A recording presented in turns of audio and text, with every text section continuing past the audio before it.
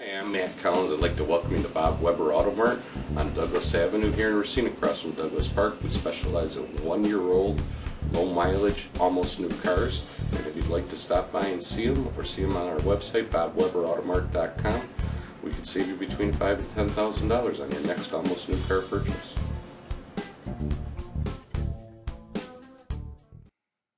Welcome into another edition of Sports Junkies. I'm Sparky Fifer from Sports Radio 1250 WSSP, along with Gery Woelfel of the Racine Journal-Times. And time now to talk a little Preps football here as we talk about Waterford and South Milwaukee, Gery. And this is going to be a game coming up this week that I think Waterford rolls in this week. I had a chance to see South Milwaukee play last week against Shorewood Messmer. I was at that game for all 4 quarters of it.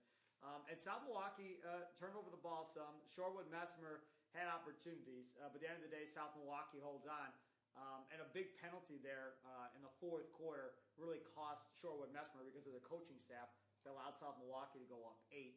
And South Milwaukee held on to win.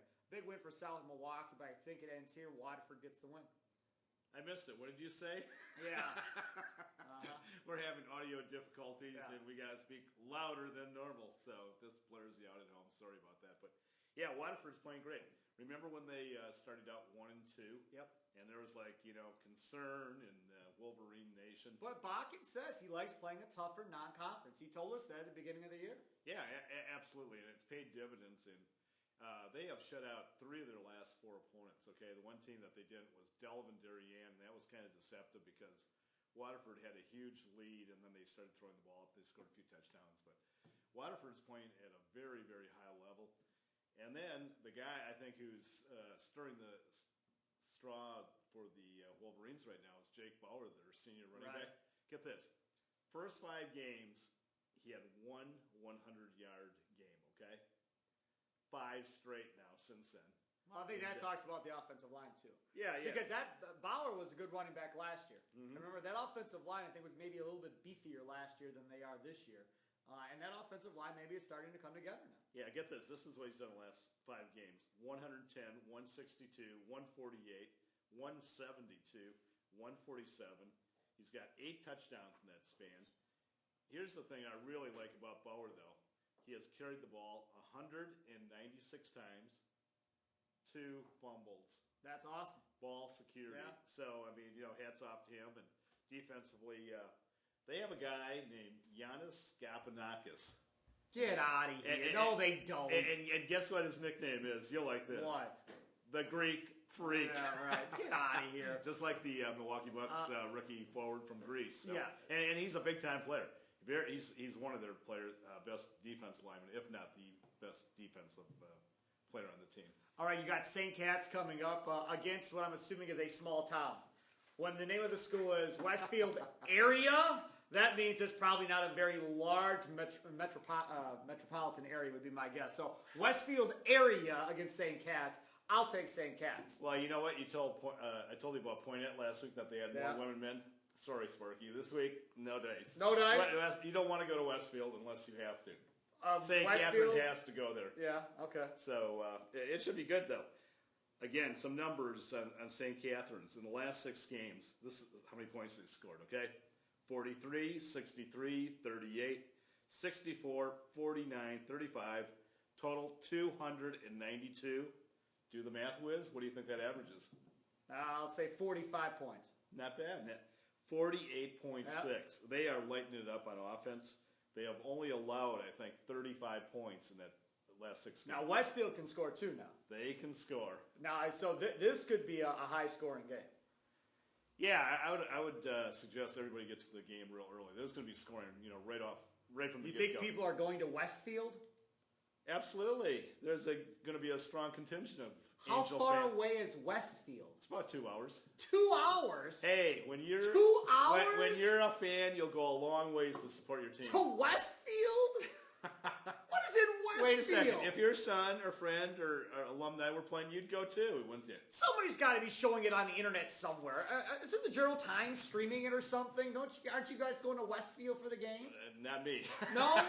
Chuck Freeman's not doing something somewhere? Let's enlist Chuck Freeman.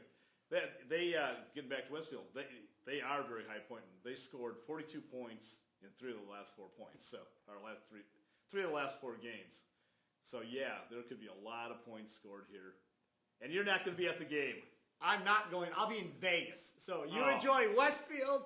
I'll enjoy Are you Vegas. kidding? If I had a choice of going to Westfield or Vegas, it's a no-brainer, Westfield. Yeah, I know. Yeah. And don't call me if I have to bail you out. Not okay? at all, no. Okay. The other game of note, Fall River at Catholic Central.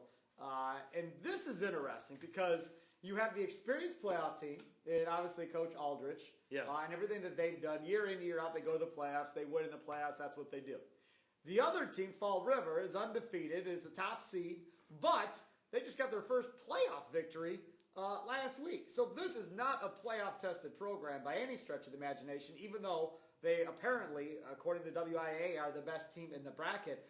Catholic Central may have more of a chance than people are letting on right now. All right, let me throw some more numbers at you. Fall River, 10-0, okay? Yeah. They defeated Randolph, which Catholic Central beat, right? Fairly close game. 50-20. They are ranked, I think, number 3 in Division 4. They have 4 rushers with 600 yards or more. This team can light it up. You notice there's a theme here with all the playoff teams? Yeah, they run. They have offenses that can really put points on the board. And they all run the football for the most part. I mean, when you get down to this time of year in Wisconsin, you have to be able to run the football when you get into colder conditions, Gary.